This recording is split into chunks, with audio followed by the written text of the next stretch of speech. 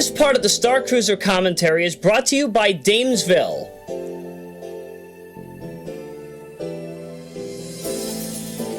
Luna's older sister Crystal works on clothing that emulates the past 10 decades, specializing mainly in the 1920s to 1970s. She also develops personalized yarn kits for all of your sewing, knitting, and weaving needs. For more information, visit her Etsy shop and social media handles, or visit her blog at damesville.com. Welcome to part 7 of the Star Cruiser commentary. This is technically taking place at 2:03 a.m. on July 31, at least calendar date July 31, which ultimately means that this is technically a Royameadow After Dark part. Hence why you got the Royameadow After Dark intro, and also the logo hanging down in the lower left corner.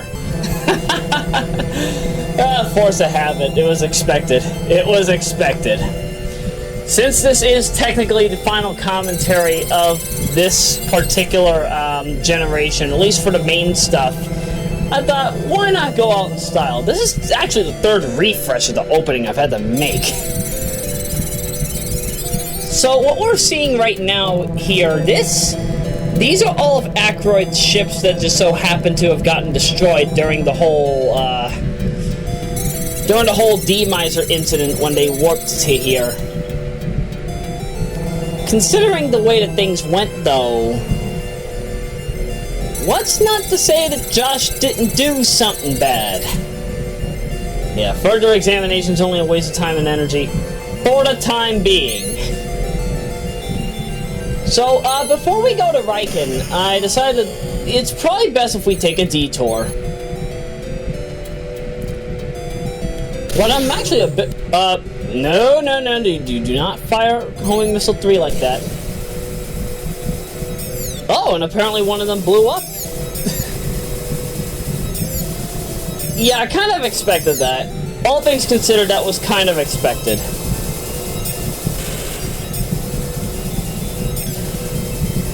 But for what it's worth, the fact that money's not an obstacle right now means that we don't have to worry about homing missile 3. Just so long as we go back to Daydream. Yeah, I'm actually kind of surprised that once we headed to Barnard, that the black market didn't upgrade some of its shops to actually have good items. Because I'm quite surprised you can't get Gravity Gun 2 and 3 at the black market. You can't get homing missile 3 or any of the extremely higher tier H shots. Just feels weird, really does. By the way, if you happen to hear any odd buzzing in the background or any like wind whipping, that is actually to be expected because I have had to cool off myself. I had to cool off myself due to the fan. Well, plus that, and I'm just coming straight off of a shower. Had to make myself feel refreshed for part 7. Again, force of habit. But now that we have all that we need to, we can now go to Riken. And this is ultimately where you have to remember about the Bus Error Softlock that is triggered by SCSI. So even if you never went to Riken, which is basically what I did here because of the save state that I placed earlier. So now I still have to unlock the gates.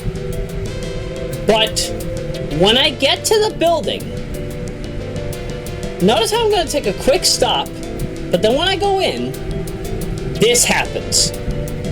You still get the bus error. And ultimately, this happens no matter what you do. So regardless, you will have to go through this. So I'm about to, I just hit interrupt on the emulator, and now I'm about to just reset the game, So here's what you're supposed to do. Make a save in front of the building, and hope to duck that you have that in your user disk. So you got the Riken Softlock there. Initially, because what I was quite surprised is, this is the method to remedy this issue. And then it continues as if nothing happened. That felt so weird when I first came into this. Because I was having... If you've been following me on Twitter for a good bit, you know for a fact that this was painful. This was painful on me. That I had to record it like this. But I guess it was... This kind of stuff is expected. Star Cruiser is a title known for its glitches. But to this degree? I mean, again, it hurt. It really hurt to see this, but fortunate thing is, at least now we can continue the remaining 19% of the game. So that's what ultimately counts. Now, ultimately, at this point too, all that you're experiencing is what happens when you reach 81% to 90%, because the last 10% of the game is just void. Yeah, void in the ending, so... Yeah, so basically what you're getting here, this is everything that you have to deal with before you go to void.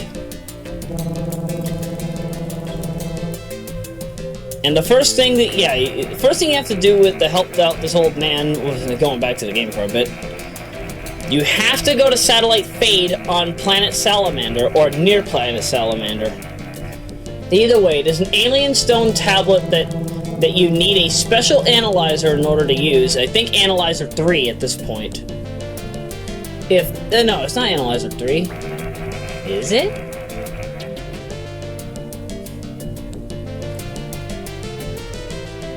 Either way. So, now that we know what we have to do, let's just get out of here and warp our way to Salamander.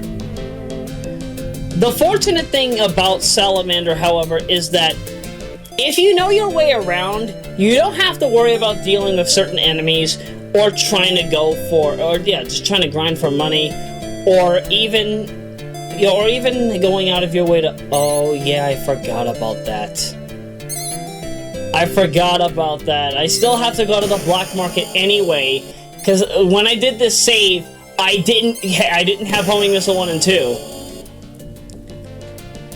But either way, Salamander is a very concise planet. There's nothing much you have to do. But, because of that conversation that we just had on Riken, now we can push the black rock that's there, so that then we can get the alien tablet. This is why sequence breaking cannot happen in this game, at least easily. So yes, in my view, Star Cruiser is one of the only titles from that time where I could easily say, for a role-playing game, the developers actually thought of everything. They actually stayed very dedicated. Arsis was very dedicated to this TV trope. Because if there is any real way to do sequence breaking in this game, then I have yet to find it proper.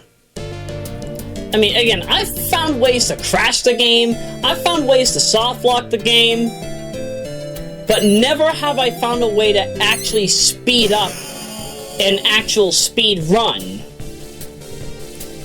Also, it must be warned that by this point, if you try going to Gabby Todd's house, you will be met with a bus error. It's ultimately because, well, Gabby Todd's not there. Whether or not you will experience this if you go to here via XM6 Pro X68000, I have yet to determine. Oh, and by the way, we once again meet Walking Legs. You might remember these guys from earlier. Had to deal with them at the black market. They're pushovers here, though. They're pathetic. And again, you don't really have to worry about too many... You see, that's what I said about crazy hitbox detection. We weren't even near that Walking Legs, and yet somehow the battle ensued. Either way, once you deal with the Seabundos here, you can then go to the Black Rock and move it. Now, the interesting thing, you can use the ancient gun. You can use the ancient gun on the main field. The only thing is, it doesn't do anything. It won't kill any enemies that are on screen or anything, which is actually kind of surprising. You would think it would, but no. But thought I'd show off exactly what happens if you decide to use it against a regular enemy. They go away with the quickness. But now you're down 30,000 units of energy, but that's to be expected.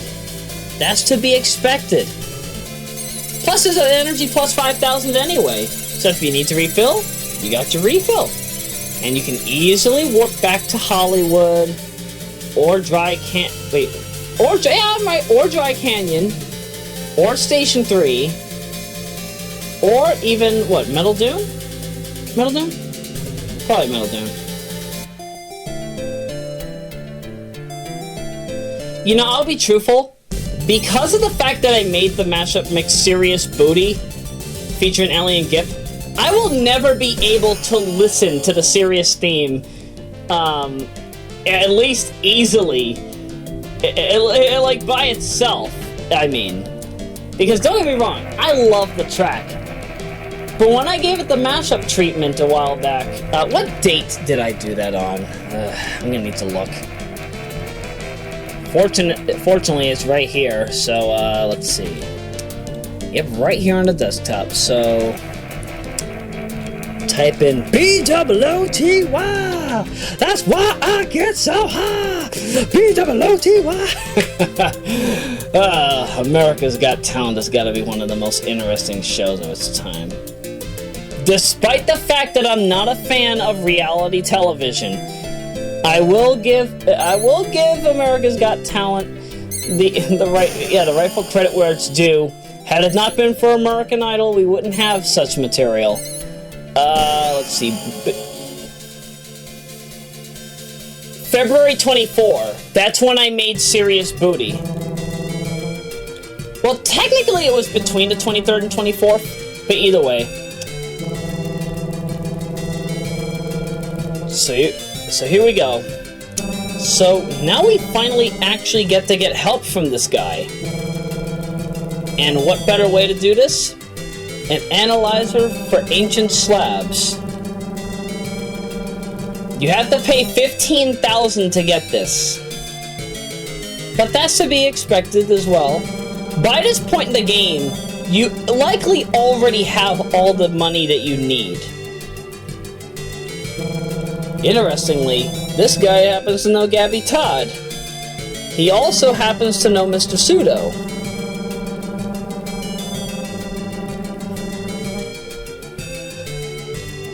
Yeah, because Pseudo just so happens to be the great philosopher of this era of the universe.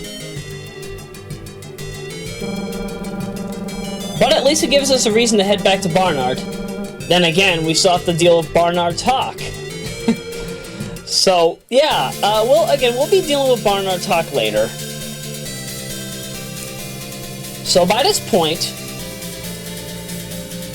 we have everything we need. Yeah, we Analyzer 3, got the alien tablet. Now, you might notice that we still don't have the Analyzer 3 based cards. There is only one of those, and you will get it once you head back to Riken. I'm making save states here. And honestly, I think that was probably the wise choice, because it's kind of needed. Kind of needed, especially at this point. Because, I must warn you, everything that I do beyond this point, with the exclusion of Part 8, everything I do here in Part 7 beyond this point is blind. This is entirely blind from this point. So I ultimately didn't know what to expect. But honestly, for what it's worth, you know, it helps us have a little more time together, you know? Probably added about 20 minutes, maybe, yeah, probably about 10 to 20 minutes to what was actually needed of me at this point in the game. But honestly, it was satisfactory. It was satisfactory going through some of this area without knowing what the duck I was doing. And just completely dash right into the planet. Just crash into the planet. Yeah, I would love to see, like, you know, kind of on par with what you'd expect out of Sonic shorts or Sega shorts. It'd be interesting to see what they would do with Star Cruiser if, just imagine having Brian completely dash into a planet and he just crash lands. It probably would make sense for a planet such as Pluto 2 because of the whole issue regarding the D-missiles. So imagine if Brian just so happens to crash land on a planet, but somehow the ship turns into a D-missile. Now that would be funny. Ugh, jeez. So now we get to get information on the actual Geist Niedermann. So we have to talk to James Nicole. James Nicole he's in prison on Bermuda. We finally have a reason to go to the planet without having to worry about getting 3 years of forced labor. So let's take this chance and get out of there. Let's take our chances and go straight to the prison planet. I mean, the fortunate thing is, I mean, when you take a look, they have a very chillax security system. So I would say it's probably nowhere near as brutal as we initially thought it would be. But yep. You still get the same message as before. So yeah, Planet Bermuda is a maximum security prison. Landing here requires permission from the spaceport staff and ground control. There are only prisoners here. You likely don't want to be here. There is actually a prisoner I want to meet. That's why I came. You're cleared to land. Report the details once you descend. I don't know what that guy would probably sound like, but he probably would sound something around that. But yeah, as I said, this is a very chillax location for a prison. But of course, yeah, you know they had to have the blue and white lines because they didn't have gray or black walls, amazingly. So as a result, yeah. But the interesting thing is, the prison itself is just one tower. That feels so weird. Confine every single ducking prisoner in the galaxy, or the universe, to one tower in a big anus prison state. But now we get to see James Nicole, and I was quite surprised when I saw him for the first time. He is literally Burt Reynolds with green eyes. I've been waiting to say that this entire commentary. Somehow I imagine if Burt Reynolds had green eye contacts when he was alive, he would look a bit like this. And somehow it just feels right. Somehow it just feels right. But either way, so what you learned here, pink must be a very odd color for a uniform here in a prison. But yeah. So you basically learned that Geist Niedermann is dead.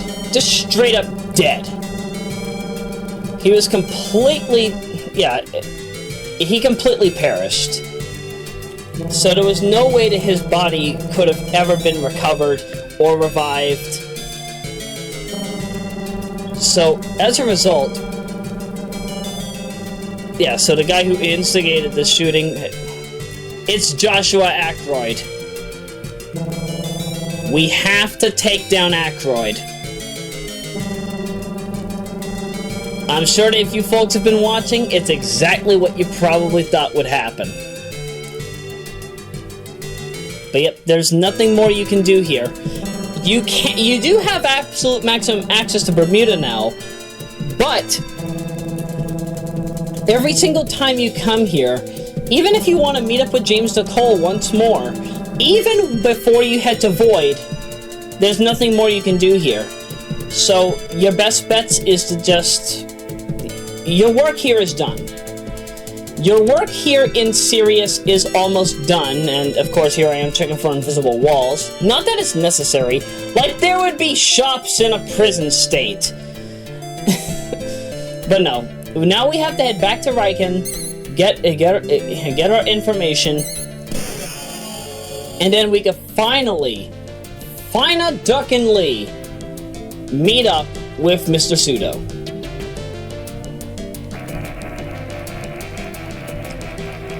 We also have all of Gibson's items here too. So an information card is present, plus 40,000 credits, and 20 units of H-Shot 3.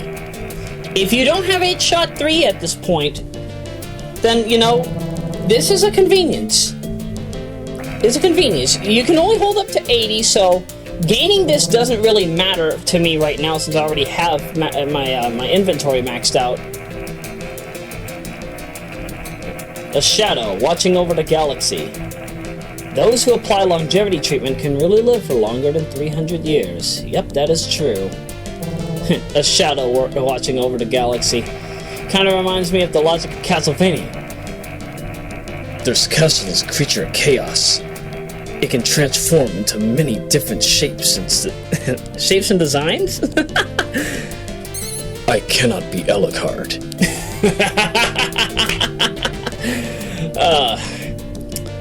By this point, I am sure that you are aware that the fan has been turned off. I'll be fine, but I will tell you right now, it is still 89 degrees in my room. In my recording room, it is still 89 degrees. You would think we would have a much easier experience, but best way for me to kind of put it is this. We don't have air conditioning on the bottom floor. And even if we did, the second we turn off the ducking thing, it would just completely get warm. There's no benefit to that. Also, while we're here, we might as well show you what the remainder of Riken looks like. There's really not much to look at. But at least you get a unique background. That's the one thing that counts. We love the unique background. But our work here is done. No need to head back to Sirius at any point. Why did I head here? I don't know why I headed to Atlantis. I think that was, you know what, no. That was an accident. I meant to head south, and then southeast, so that then we could then go to the gravity catapult. Forgot it was slightly higher up. Of course, you still have to make a detour back to the solar system, or...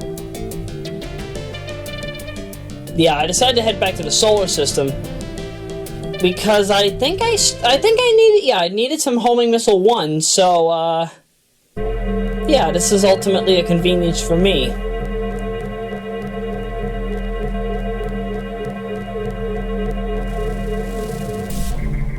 Ugh, this sounds right to hear that.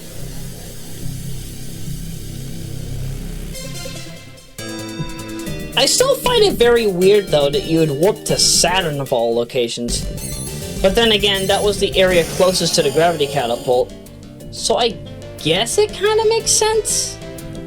But at the same time, it kind of feels like it doesn't. Hey, we got the glitch again. Yeah, if you watch the end of part 6, you'll know that this happens. If you use the gravity warp drive or the temporal engine warp drive, and you warp to the gravity catapult first thing as you get into the solar system, then yeah, when you trigger the cutscene, you also trigger the solar system track. Again, for some reason it won't happen in Rigel Kent. It may trigger depending on some trickiness Bolshevik, but I don't know what to expect.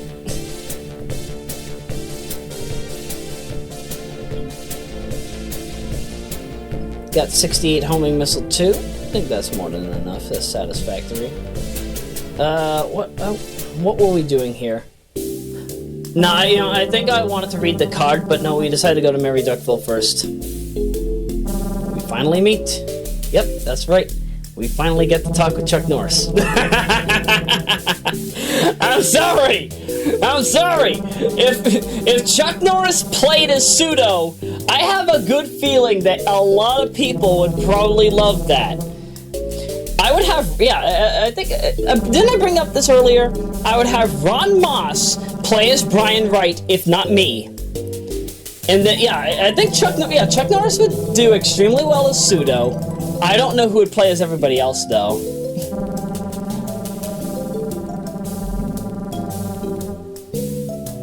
Hey, wait a minute. I've got my Diana Gaddis right in front of me. Yeah, I think that Kelsey probably would. She would play the role very well. I know she would.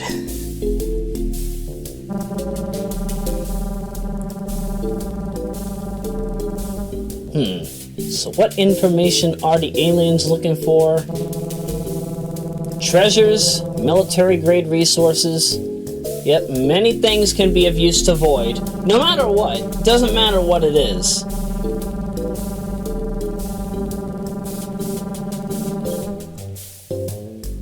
So now we have the key information. The rebels didn't really care about the specifics. They just wanted Void gone.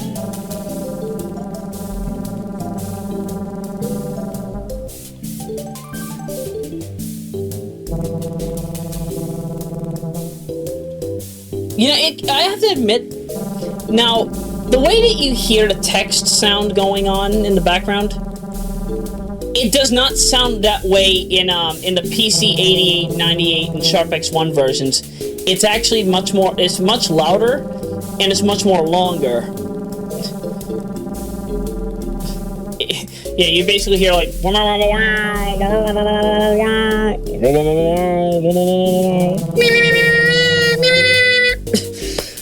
It probably doesn't sound good on microphone, but you probably understand that you get the gist.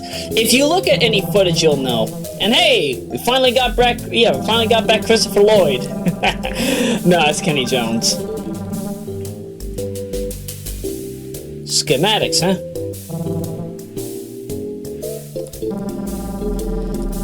So basically, blueprints. This is blueprints for the temporal engine. And the person who will build it is none other than Daigo Hidari. Who would have thought? Yeah, glad to see you too. But let's cry into each other's shoulders somewhat later. Into each other's shoulders. Oh my goodness. I swear, that is probably a joke that Stan Lee could have made in at least one of his films or comics. There's no two ways about it. Stan Lee definitely was one of the best of his time. It's kind of a shame, though, that we don't really have that many works now with him present. Are we done with the cameos? We're done with the cameos, right?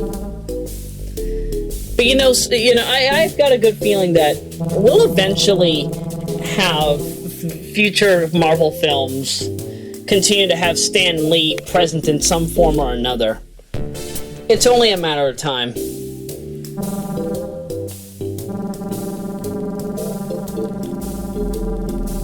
But either way. So now since we have Analyzer 3, we can now read Gibson's card from Pseudo.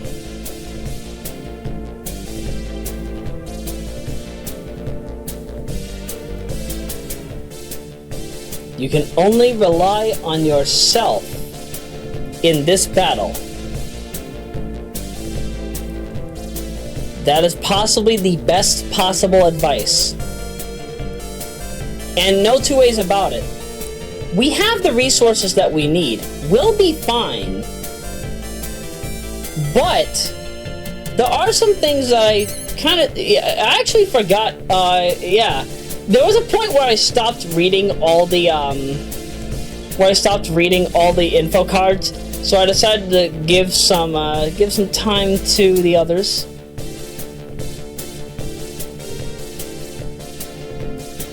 So yeah, Gabby Todd, and then who's after that?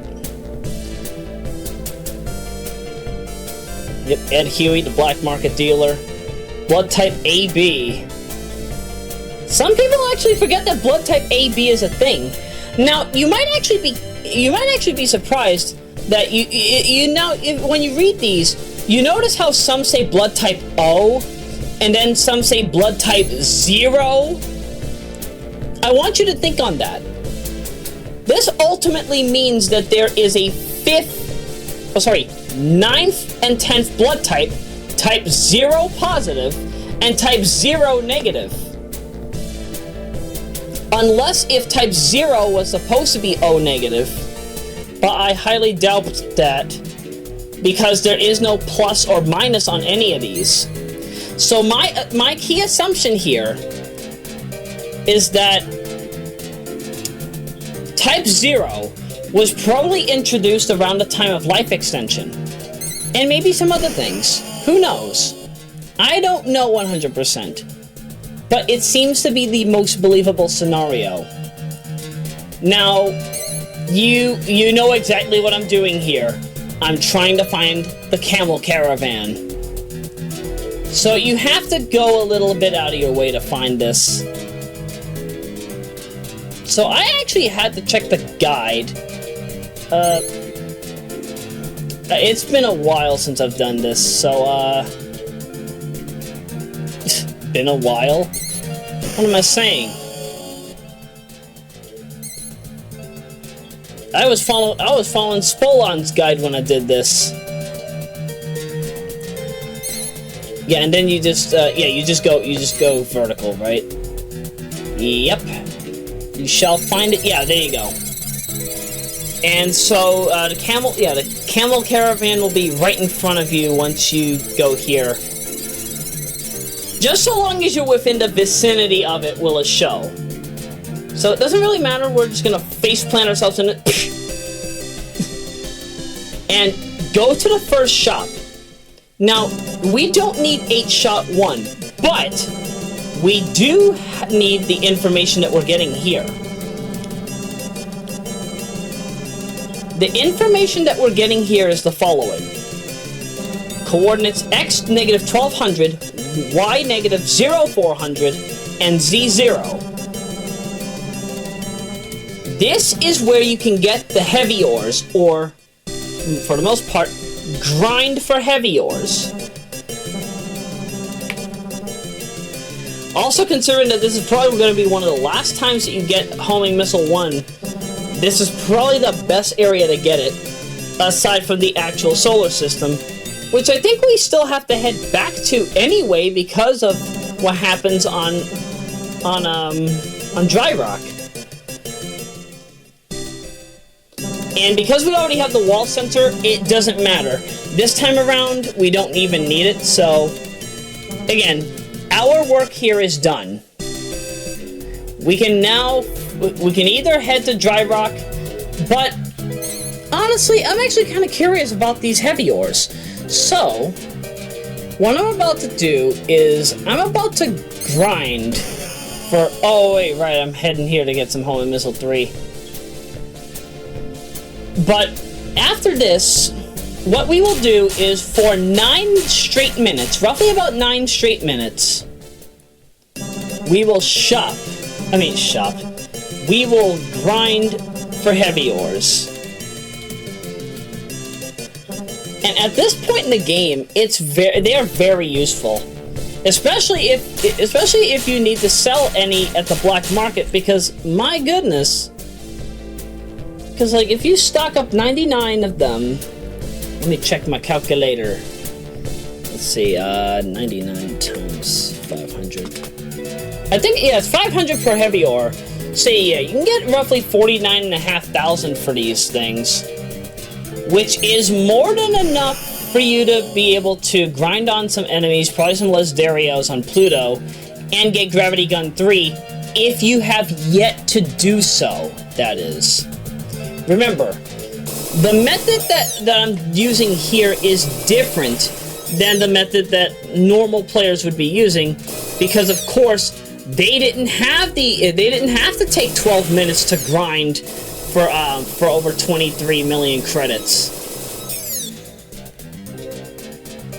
And yeah, so long as you stay within this vicinity, you'll always be able to get these asteroids. So, you know, as I said, this is the final part of regulation. Final main part. I do have to ask, though, does this feel a bit bittersweet? Does it feel a bit bittersweet that I'm coming to this part? Well, honestly, yeah, because I'll be truthful. Although we're going to talk a lot about Void in the next part, I have to admit, what I have grown to learn and enjoy from this particular run is that the entirety of Star Cruiser... Oh, somehow I still managed to get the asteroid even though I got hurt. What I've grown to enjoy out of this title, you know, the space flights, the first-person shooter, the land tank simulator, the RPG elements, everything that we have learned up to now is basically thrown out the window with Void. And honestly, you know, this is actually probably the most fitting music, because it kind of gives you, you know, some time to reflect. Some time to reflect on the important stuff, you know? The fortunate thing, though, is that all the exploration, all the grinding, having to go back to the planets for shops and whatnot, I regret none of it. This title has been a great experience all the way up to now. That the fact that I could, you know, just waste like 9-10 minutes of my time just doing this. This is therapeutic. Just doing this is therapeutic. I enjoyed doing this when I was grinding for Deuter ores, and since I'm just grinding these heavy ores for fun, you know, it at least gives me, you know, an open space. Gives me an open space to talk.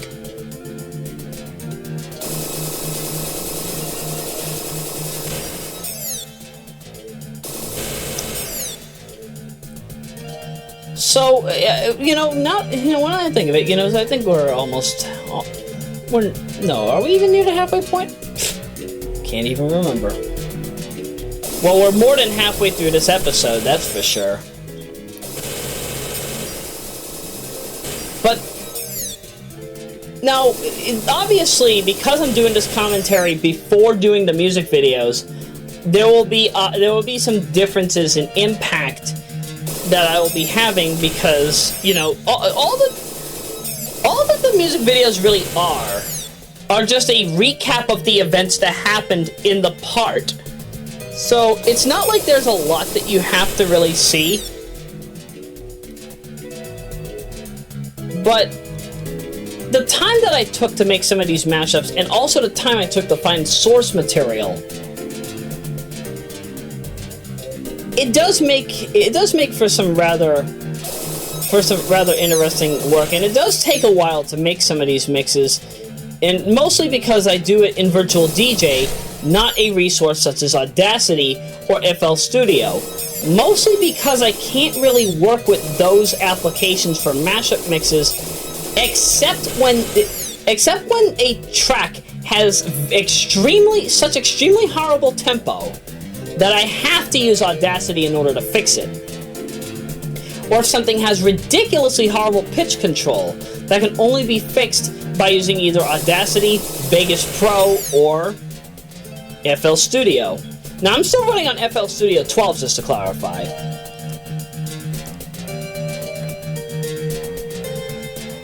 The reason why I haven't upgraded to 20 is just because, well, I find 12 to be a bit more convenient, in my view. If 20 is more convenient, then so be it. But again, that might be a while before I get to actually experience that, so... Either way, I'm enjoying myself. So, we're running low on energy now. At this point, we don't really need to get many more. Now, and also, as I mentioned before, heavy ores at this point will create homing shot 3. thermonuclear 8-shot 3. But as I mentioned, again, for me, this is irrelevant. It's really not necessary that I have to do this. But you know, again, this was just to kill time. Just to kill time.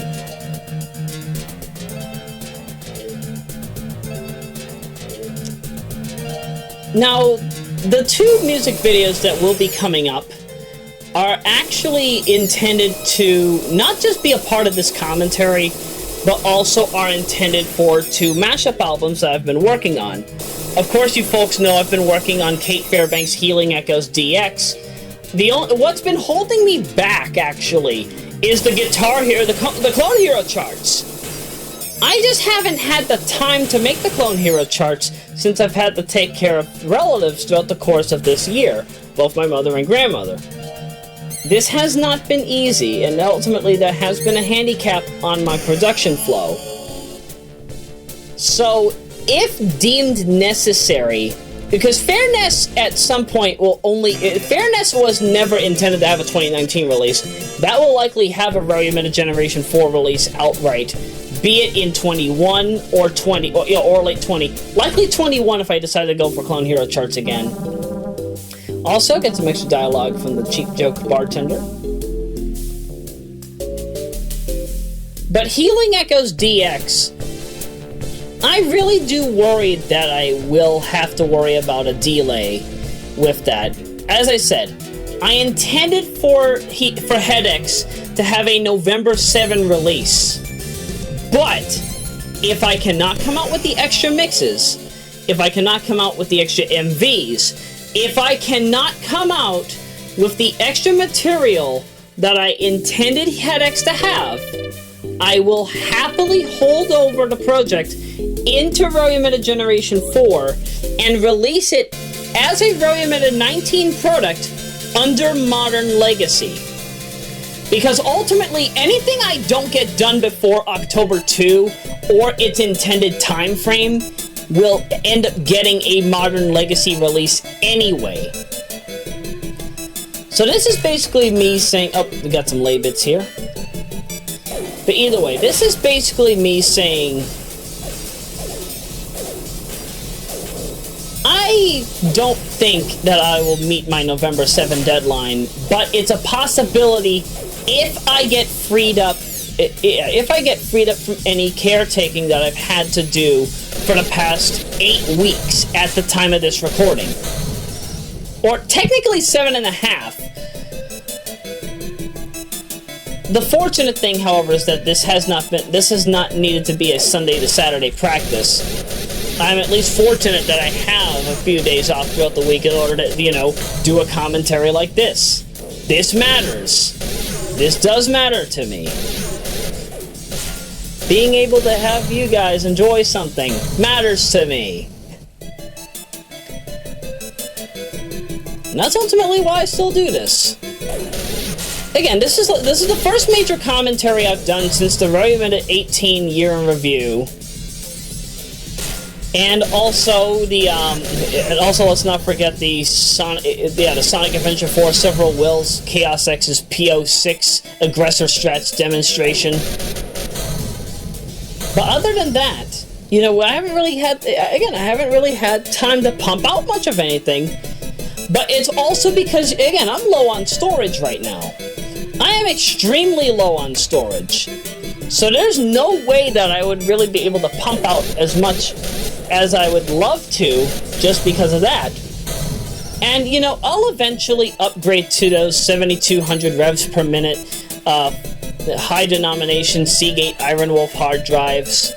Yes, I'll eventually end up getting the Nitro solid state drive just to make rendering speed easier. Yes, this Pavilion will end up getting the 9900 treatment with possibly the either 9900 or 9900K with H370 compromise. And what else? The other desktops will be gutted out and become, Ice Lake, Meteor Lake X, Threadripper, Ryzen 3000, Matisse. They'll all get that treatment. The only question is when. Because I've waited for a long anus time. Some people would say I've waited too long. But, you know, as relentless as I am, I'll wait for anything. Anything that I must. Because I know I'll get it eventually. And now... So we found Barnard Talk, but... No, it's actually Josh. Brian Wright, you're under arrest on the charges of espionage.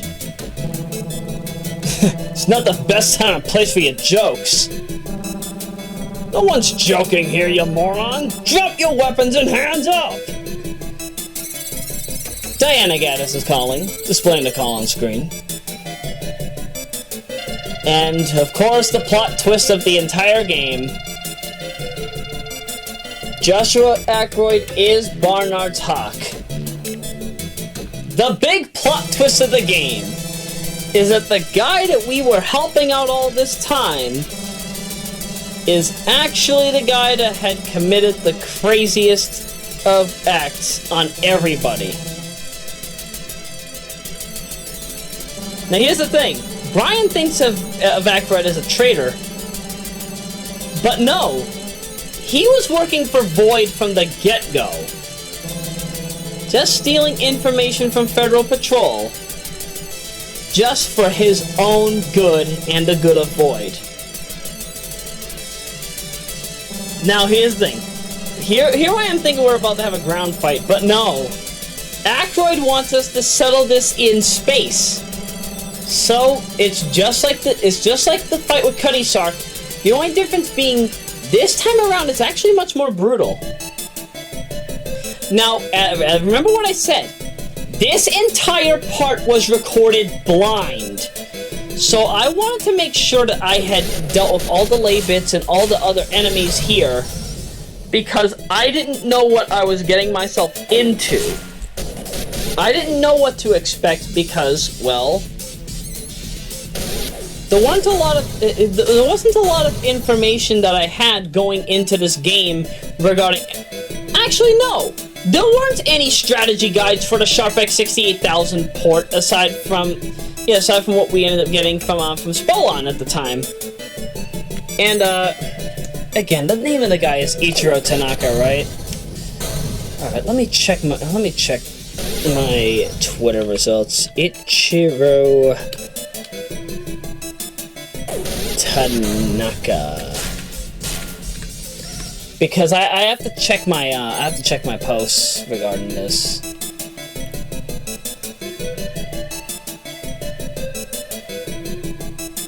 Wow, a lot of people happen to... Oh, there actually is somebody that posts under this name. That's ultimately what's happening here.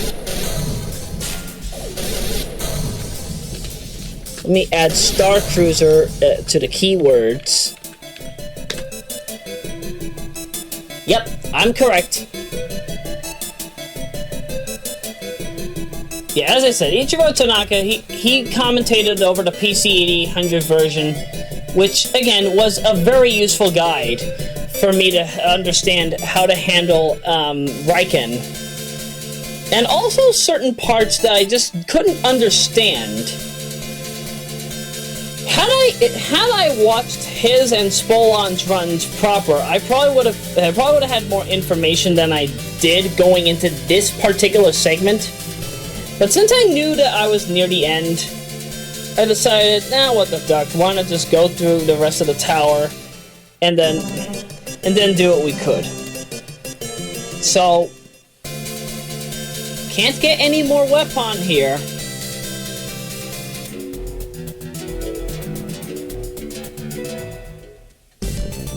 So where are we headed to now? Oh, I see what I'm doing. Wait, do I?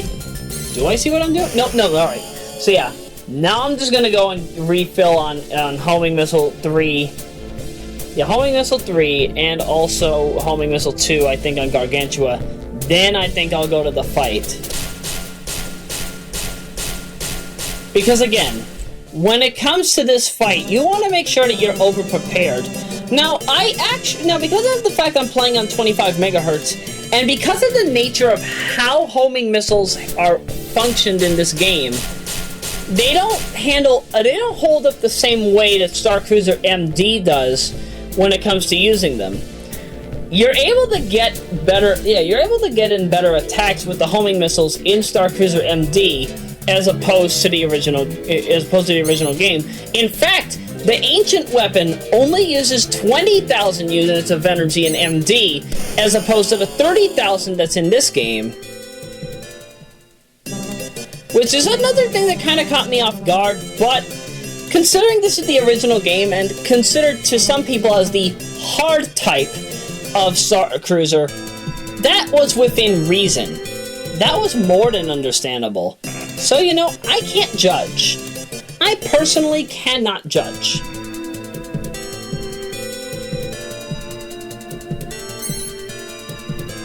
Now, I think I just made a save state, but you saw what I did here. I equipped the quantum gun. Now, alright, so I have to look around actually and try to see where I can find them. You're not too far off, Brian. You just need to... Well, at least we can destroy some enemies here. Dead. Again, 2,000 credits. See, it's bonuses like that matter. You see how much you can... Again, you can rack up a lot of money here if you know what you're doing. We're getting a little too close to the sun, brother. Okay, so yeah, I have clearly lost my position. So 48, 8, and 14. No. Again, this is a very, very weird spot because you have to position yourself just right in order to be able to do this. And it's kind of difficult to do on Radar 3 just because of how little you are on screen. But that's understandable. That's totally understandable under the circumstances. But when in doubt, check the map. And again, ultimately I messed up here. So yeah. Again, I'm currently losing my Y coordinate. I think that's good enough. So yeah, just head down. Just head as far south as you can, and then eventually Barnard will start calling. Keep in mind, however, that Barnard is the name of the ship and also the code name for Joshua Ackroyd. But we refuse to call him the Hawk. But either way, now with what we know, we have no reason to hold back. We will make sure that Joshua Ackroyd perishes with the strongest weapon in the game. Brian, ready the ancient gun! Wait, why are you still getting hit? Lost the engine and the navigator. Oh, I mean the radar. Hold up here. So this is a problem. This is a very big problem. Oh, that's also a problem too. We caused another music glitch. Yep, during the boss fight, for some reason, if you just so happen to if you just so happen to warp to a planet, I think upon getting hit at the same time, you end up triggering this until you leave the planet. But okay, let me explain what's happening here. Now, I don't figure out this for a bit. So, now also as a bit of information, those enemies that have the green wings and the red nose, you can't do anything with them because they're indestructible, just like the other two enemies from the Cutty Sark fight, who are indestructible. Again, it's kind of like those skeletons in the Death Adder and Death Bringer matches. But enough of that. You cannot use the ancient gun on Barnard Talk. Well, actually, I take it back. Technically, you can, but it doesn't do anything. That's the best way to put it. So, what's ultimately happening here is that I think the way that the weapon works is that under the circumstances, very likely the ancient gun is doing damage, but it's only doing damage at a value of 1. So if that's the case, because you will see a white flash whenever Barnard Talk is hit. So I think that technically you could defeat Barnard Talk with the ancient gun, but it would take a long anus time, and of course, yeah, those enemies will just crash into you. Again, there's nothing you can do about that, except to veer away from them. And you see how fast the Barnard Talk can drain your shield? Imagine having to do this on your stock shield. That would just be straight up brutal. The pain that people would have to suffer from this. And of course, just like the Cutty Sark fight, health that's lost on Barnard Talk's side is chained over, so you never have to worry. But yeah, I'm kind of making a mistake of using Quantum Gun with Booster 3 here. This is a fight intended for Gravity Gun 3. This is not intended for the typical use.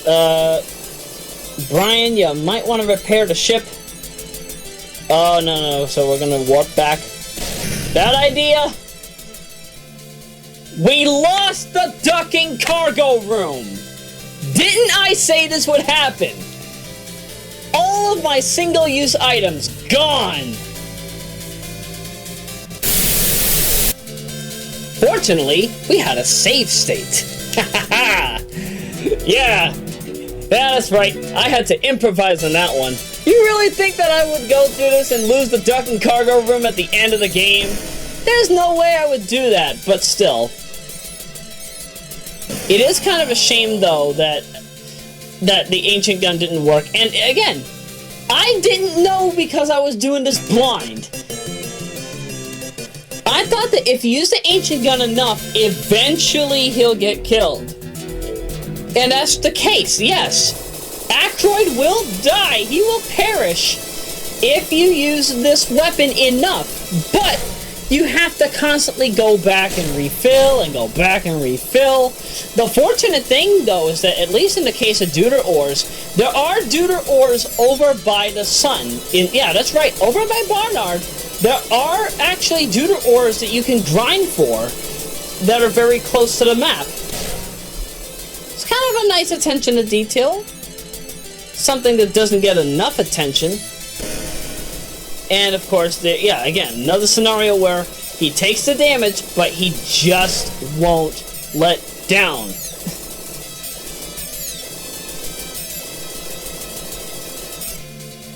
So we managed to make it back to Dry Rock in one piece. Amazingly, we managed to fly into the planet.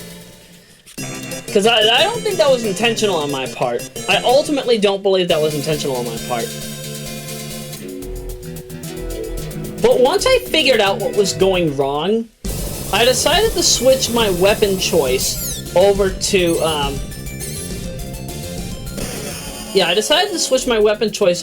Gravity Gun 3. But I don't remember exactly when I do this. But I know that it is soon. And of course, you notice here that you're hearing the regular space fight music when the boss fight music is supposed to be playing. This is what happens if an enemy, a regular enemy, comes on the screen first, rather than the boss. Only when the boss shows up first on the map will you get this. Will you get the boss fight music? But other than that, yeah, Yeah, again, this game is very weird with the way it handles its music. But either way, it's nice little attention to detail. So, like, maybe some people don't like the boss fight music. Maybe some people worry that it is a little scary, or at least gives you a bit too much tension. So maybe, you know, you might like having the regular space fight music. But honestly, I prefer this boss fight music over most boss tracks up to now. This is honestly one of the most memorable in my view. Especially the YM2151 version on the Sharp X68000. Say all you want about the Sharp X1 variant, or the variants that are in other builds of the game, but no, this one stands out the most. And the Mega Drive version is actually nowhere near as bad either. But it's just not on par with the YM2151 Sharp X68000 variant. No two ways about it. Alright, we're coming into the last 8.5 minutes of this part. I would hope that now is the time that we switch over to Gravity Gun 3, or... Oh my goodness! You see how quickly you lose shield here. This is a very bad area. This is a very bad area to have a boss fight. And I don't want to spoil what happens in Void, but you'll see that there will be a weapon spam scenario that's even worse. Oh my goodness! Please warp to Dry Rock, because that's way too little energy to be running on. Way too little. Ugh. 7290. I cannot imagine somebody having to pay $72.90 for a fuel refill. Could you imagine having to pay $7,290 just to refill your ducking car tank right now? That'd be a disaster. I can't imagine all electric vehicles having that problem though. Oh my goodness, warped right in front of Barnard Talk, and this is starting to happen. Ugh.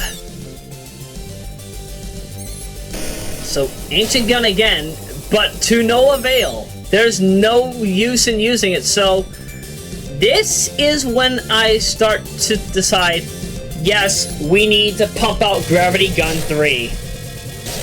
And man, does it make a difference. Yes, we're gonna lose a lot of energy, but at this point, must it really matter? Must it really matter?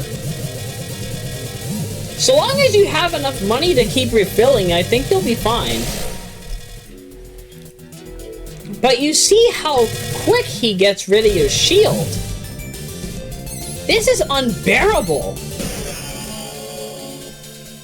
Again, I ultimately do not believe that this fight was intended for 25 megahertz, and it shows. It really does show. This is not a fight for the weak.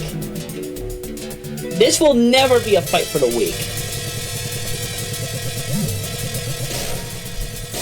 What I at least appreciate, though, is that once you know the strategy... By the way, I almost flew into the sun there. Kind of nice diversion move that didn't manage to work, sadly. But again, once you know the weapon strategy in order to defeat the spaceflight bosses for Cuddy Sark and Barnard Talk, it gets pretty ducking easy. All you have to do, however, is make sure that you don't get hit, and two, that you stay close. Stay close to the boss at all times, no matter who it is. Because again, it's not easy to get in the shot. Because you notice that I had to defeat Cuddy Sark from behind with the quantum gun on booster 1. And I basically have to do the same thing here, because there's no way that I'll be able to completely do this fight proper in the method that I'm using, and I'm about to go right into a kamikaze enemy. How convenient. And I did not mean to go to the map. I did not mean to go to the map.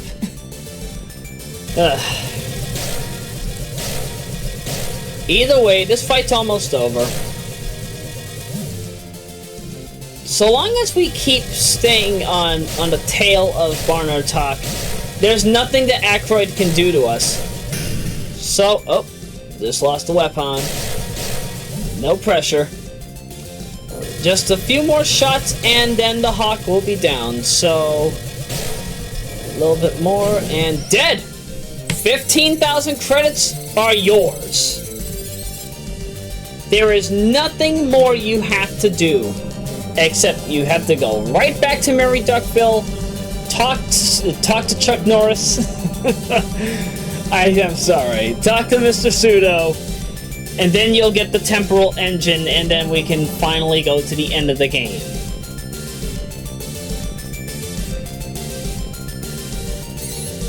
So, are we...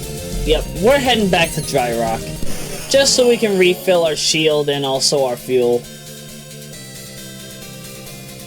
That was painful, though. Oh, I didn't decide to refill the fuel there? No, we'll probably do it on D2D. D2D.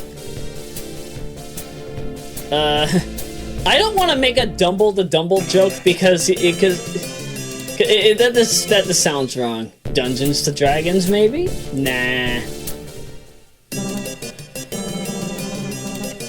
And yes, Dumble the Dumble is supposed to be an